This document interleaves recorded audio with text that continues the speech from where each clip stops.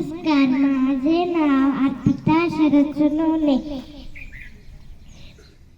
इयत्ता दुसरी तुकडी ची विद्यार्थिनी.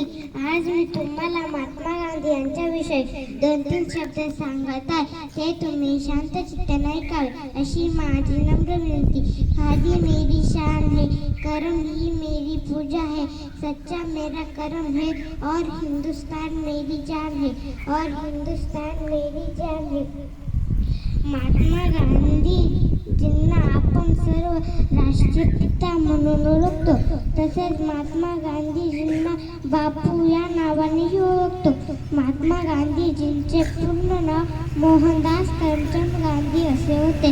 गांधीजींचा जन्म 2 ऑक्टोबर 1869 रोजी गुजरात येथील पोरबंदर या गावी झाला.